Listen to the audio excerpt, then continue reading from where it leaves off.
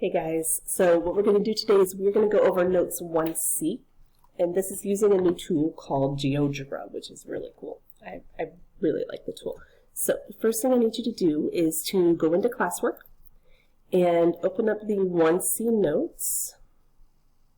Okay, and they're going to be right here. It's going to say rules for perpendicular and angle bisectors. We're going to kind of narrow down some rules here. And then the tool that we're going to use, like I said, is going to be GeoGebra.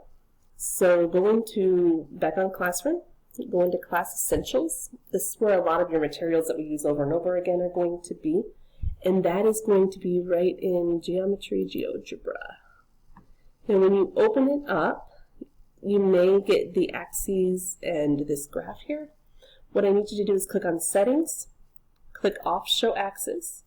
Click on Settings again, go down to Grid, and Show No Grid. So then we have that nice blank white space, okay?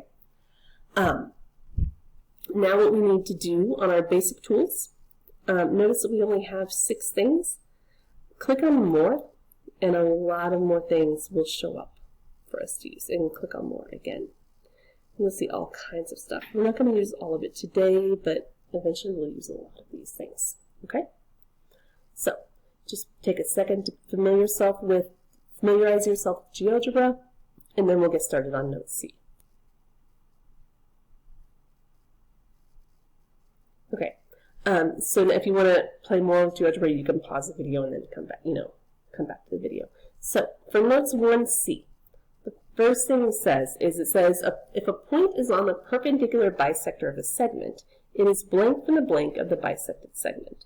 So what that tells me is I'm going to have to look at a perpendicular bisector of a segment. So that's the first thing I'm going to do in GeoGebra. I'm going to click over to GeoGebra. I'm going to click on Segment, make a nice long segment, segment AB, and then I'm going to find the perpendicular bisector.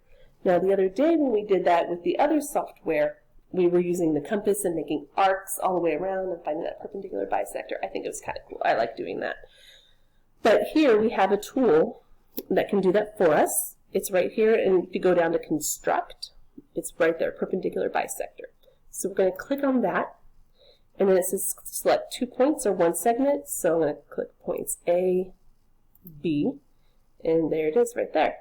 Now if I want to prove that that's a bisector, if I don't trust GeoGebra, and I want to prove even further that it's that, what I can do is I can go scroll a little bit further down. You can go to Measure, and then you do Distance or Length. So I'm going to click AB, and that tells me that the length of AB is 16, which I kind of love. I don't know how I did that, but it's a nice round number. I like it. Knowing that AB is 16, that tells me that each side of this should be 8. Okay? And I'm going to actually make another point. I'm going to make a point right here. This is going to be point C. Try to get it on the line. Okay, point C. When I do that, I'm going to check the distance from AC. And that should be 8. And then I'm going to check the distance from CB, which is also 8, which is nice. It's nice that it worked out like that. Okay? But now, we're looking at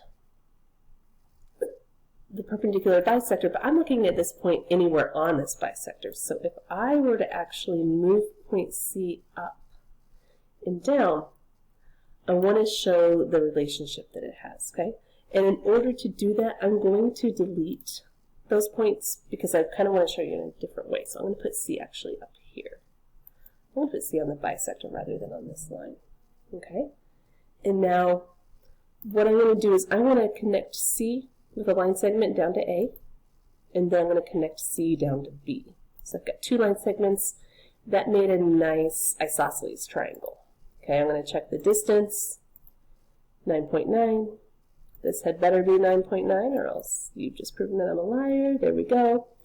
Now, one thing cool about this is that no matter how I move this, these measurements are going to change, obviously, because it's a different distance from the points. The lines are longer and shorter. But no matter how I move it, each side is going to change at the same rate, which means each side is going to be the exact same. Okay? Which is kind of cool. It's still an isosceles triangle, and because it's a bisector, that's why it's the same, because it's right smack down in the middle. So what I'm going to do, I'm going to use notes 1C here. I'm going to type in, if a point is on the perpendicular bisector of a segment, it is equidistant from the endpoints of the bisected segment. I'm going to make these in blue so you can see them a little bit better. Okay? Go ahead and take a second, pause the video, and type all of that in to make sure you get it. So for number 2, I'm looking at a point being on an angle bisector. So I'm going to go back to GeoGebra. I don't know the quickest way to do this. If you know better than I do, please let me know, because I don't know how to clear everything out faster than just deleting it all one by one. Okay, so I'm doing an angle bisector, so the first thing I'm going to do is I'm going to make an angle. And then I'm going to make angle A, B, and then B, C. Okay? Now, I can measure this angle before I even bisect it, which I think is kind of cool because it's kind of fun to see the angle bisector and how it works. If I measure it, that is a 34.8 degree angle. You know what? I don't really like numbers like that, so I'm going to make this just a little bit bigger and make it, let's do 36. This is now it's a 36 degree angle. And you can make it whatever size you want, it doesn't matter, I just kind of like nice round numbers. So now what I'm going to do is I'm going to put an angle bisector in here. Now, from what you know about angle bisectors, you should be able to predict what those two angles are going to be once I do it.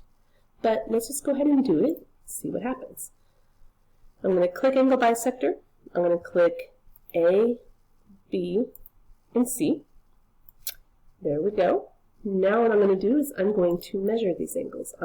Well, before I measure the angles, I have to actually put a point on this bisector. So I'm going to put point C right there. Or point D, I'm sorry, point D. Now I'm going to measure my angles to make sure that it bisected correctly. So A, B, D, that is 18 degrees, which to me is half of 36. That makes it correct. And then I'm also, just for fun, good measure, let's see what I did there. I'm going to measure angle D, B, C. And that again is 18 as well, so our angle is bisected correctly. Good job, GeoGebra. Okay, so now what I want to do is I want to check the distance from D, point D in the middle, to one of the rays. There's a lot of different ways I can do that. What I can do is I can do a line segment, and I can go from D to A, okay, and make a point right there. However, I'm going to go ahead and check the distance because I want to show you something pretty important on there. This distance is 4, okay? But if I move E, see how that distance changes as I move it along that line? So to me, that's not accurate because I don't know which distance you're talking about when you say the distance from D to E. It's not very clear. So we need a consistent way to measure it. And we need a consistent way to measure from that one place to that ray, and it's going to be the same all the time, okay? The consistent way to measure it is by using a perpendicular line. So I'm going to make a perpendicular line from D down to this line AB. Okay? Notice when I clicked up on the top, it kind of went to the side. It went to the side because that was where it's perpendicular. Okay? That's the perpendicular line from there. So I wasn't correct whenever I did it. And I did that kind of on purpose. But I'm going to make this other point right on the line. I'm going to make E on the line. Notice how whenever I made point E, that did not turn up blue.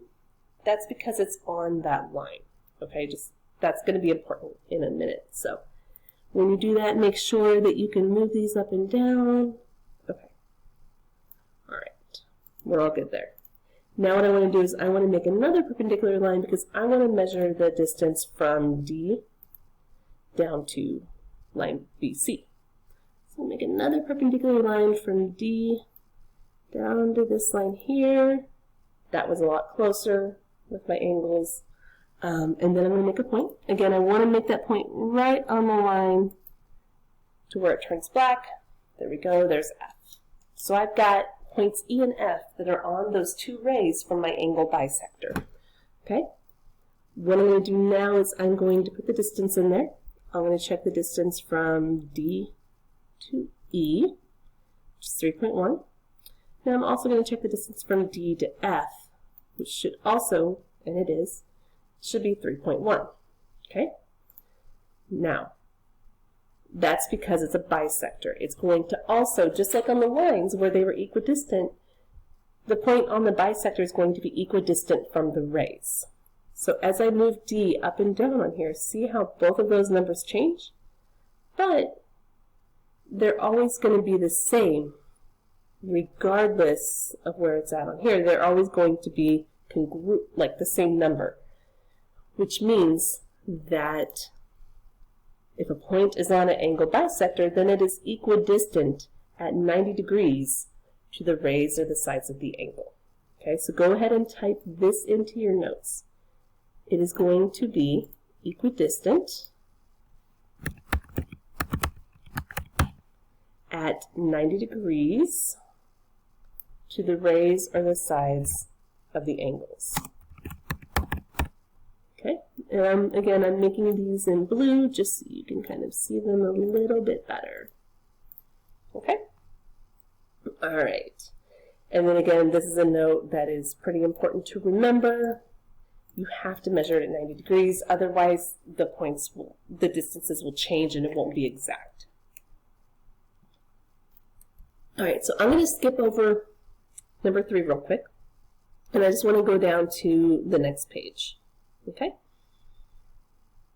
And actually, I'm looking at my time, and I'm going to do this next page on the next recording. So I'm going to stop. If you have any questions about GeoGebra so far, go ahead and ask, but look at the next video for the next page.